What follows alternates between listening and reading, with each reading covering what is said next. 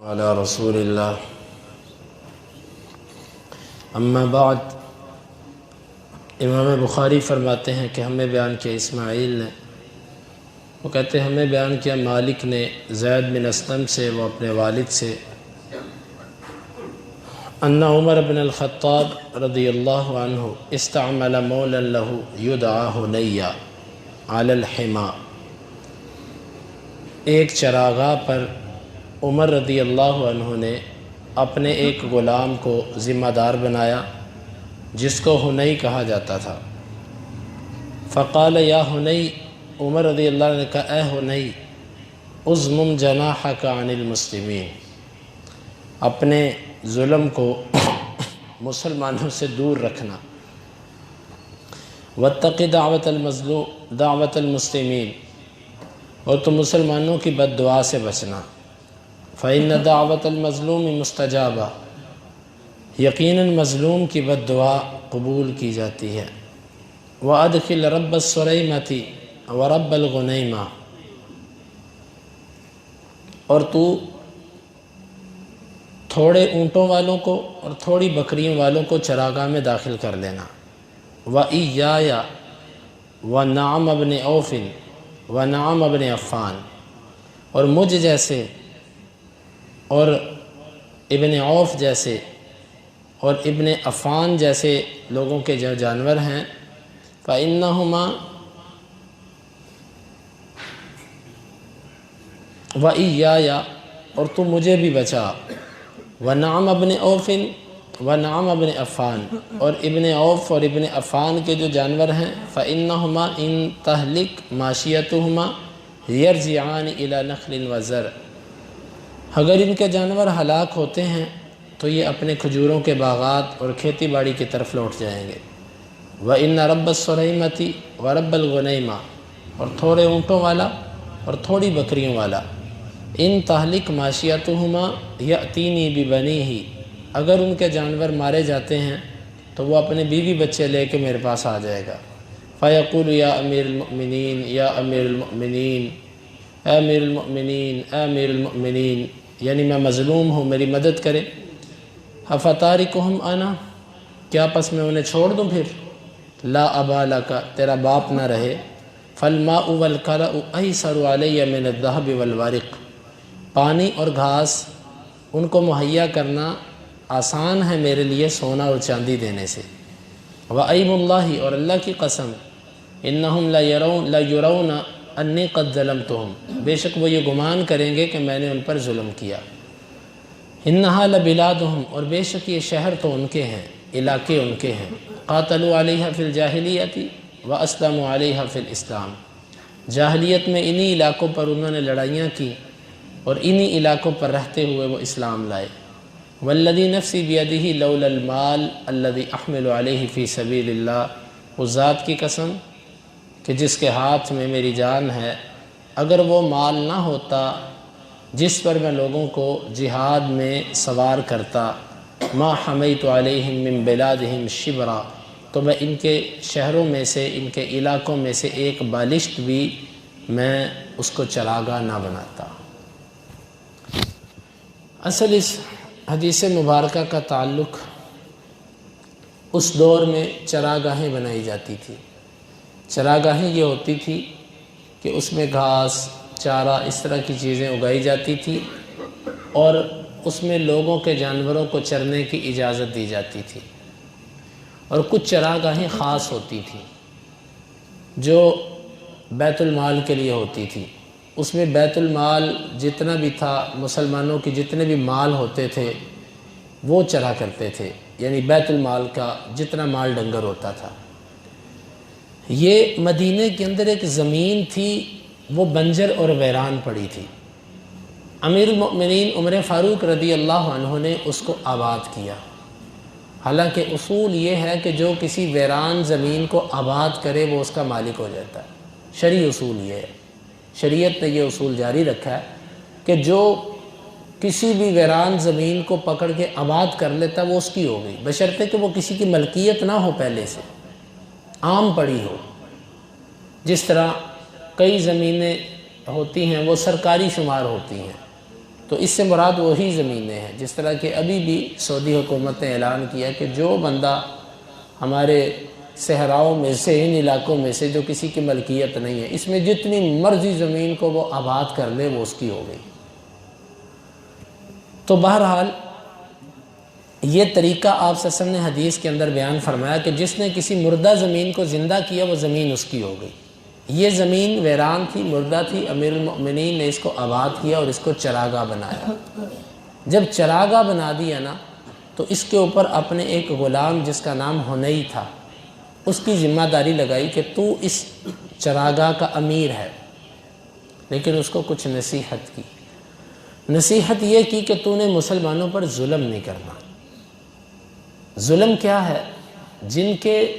تھوڑا تھوڑا مال ہے، جن کے پاس تھوڑے سے اونٹ ہیں، تھوڑی سی بکریاں ہیں، ان کو تو نے اس چراگاہ میں آنے سے روکنا نہیں۔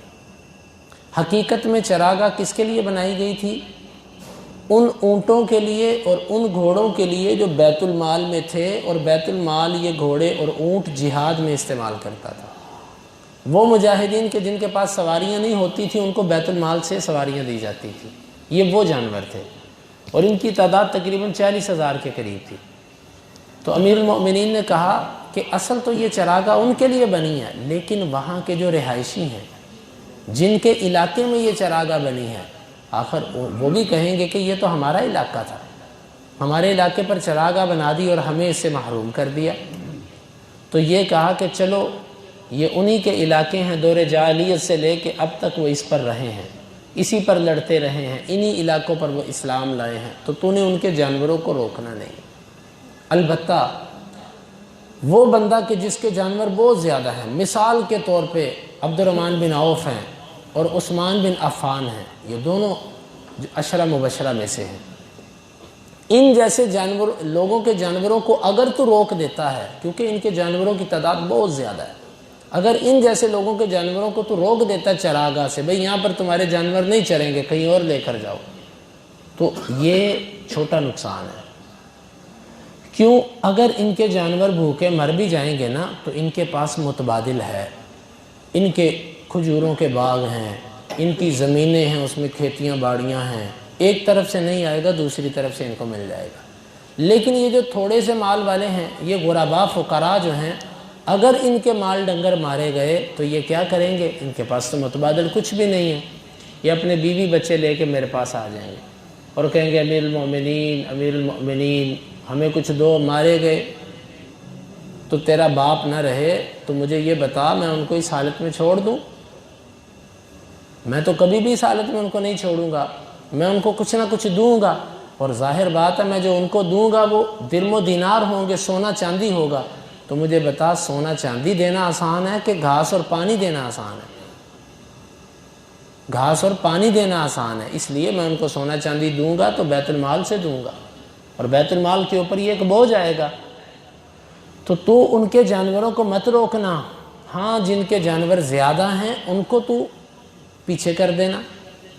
اس سے مراد عبد الرحمن بن عوف اور عثمان بن عفان رضوان اللہ علیہم اجمعین کے جانوروں کو روکنا مقصد نہیں تھا،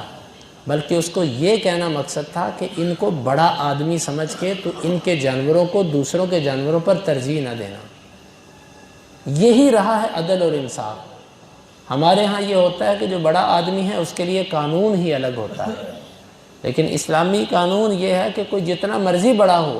بلکہ دیکھنے میں یہ آیا ہے کہ بڑے کے ساتھ رعایت نہیں ہوتی، چھوٹے کے ساتھ ہو جاتی ہے۔ یہاں پر دیکھیں فرمایا چھوٹوں کے ساتھ، چھوٹے مال والوں کے ساتھ نرمی کر جاؤ، لیکن ایسا نہ ہو کہ تو ان کے مال کو ترجیح دے دے اور غرباء فقراء بھوکے مر جائیں، ایسا نہیں ہونا چاہیے۔ تو یہ امیر المؤمنین نے، یہ ان کی ایک مثبت سوچ تھی جس میں غرباء فقراء کا احساس تھا۔ حالانکہ اگر وہ چاہتے تو وہ یہ بات کہہ سکتے تھے کہ بھئی یہ بنجر اور ویران زمین تھی، اس کو ہم نے آباد کیا، ہم چاہیں جس کو چرنے دیں ہماری مرضی، جس کو نہ چرنے دیں ہماری مرضی، کیونکہ ہماری ہے یہ زمین شریعت کے اصولوں پر۔ چاہتے تو وہ ایسا کر سکتے تھے لیکن ایسا نہیں کیا، پھر بھی غرباء اور فقراء کا احساس رکھا، کیونکہ اگر کوئی بندہ غریب ہوتا ہے، فقیر ہوتا ہے، بھوکا ہوتا ہے تو اصولی طور پر اس کی ذمہ داری حکومت پر ہوتی ہے۔ یہ جتنے فقراء، یہ گداگر، یہ مانگنے والے ہیں، اصولی طور پر ان سب کو اس سے منع کیا جانا چاہیے، اور ان سب کی خوراک اور یہ سب معاملات حکومت کے سر پہ ہوتے ہیں۔ لیکن افسوس ہے کہ آج ہم جس دور سے گزر رہے ہیں، ہماری حکومتیں اپنی ذمہ داری کو نہیں سمجھ رہی۔ وہ اپنے حقوق تو جانتی ہیں کہ ہم نے عوام سے یہ لینا ہے، لیکن ہم نے عوام کو کیا دینا ہے اس کا انہیں شعور ہی نہیں۔ دینا تو دور کی بات ہے، انہیں یہ بھی پتہ نہیں کہ ہم نے دینا ہے، تو وہ بیچارے کیا دیں گے۔ تو یہ تھی امیر المؤمنین رضی اللہ عنہ کی فراست۔ بعض لوگ کہتے ہیں جی عثمان رضی اللہ، عمر بن خطاب نے عبد الرحمن بن عوف اور عثمان بن عفان کے جانوروں کو روکا تھا۔ روکا نہیں تھا، یہاں پر بطور مثال ان دونوں کے نام لیے کہ جس طرح یہ بڑے جانوروں کے مالک ہیں، اس طرح کے جتنے بھی لوگ ہیں، اگر تو ان کو پیچھے کر دیتا ہے تو اس کا اتنا بڑا نقصان نہیں ہے، اگر غریب آدمی کو پیچھے کرتا ہے تو اس کا نقصان زیادہ ہے۔ یہ صرف غلام کے ذہن میں یہ بات بٹھانی تھی کہ امیروں سے مرعوب نہ ہو جانا، بڑے لوگوں سے گھبرا نہ جانا، بلکہ غرباء اور فقراء کو اپنے اوپر غالب رکھنا۔ اور یہ جب تک کسی قوم کے اندر ایسی چیز رہتی ہے نا، اس قوم کے اندر خیر ہوتی ہے۔ یہی وجہ تھی کہ ان لوگوں کے اندر یہ احساس تھا اور خیر تھی۔ جب یہ احساس ختم ہوا تو خیر بھی ختم۔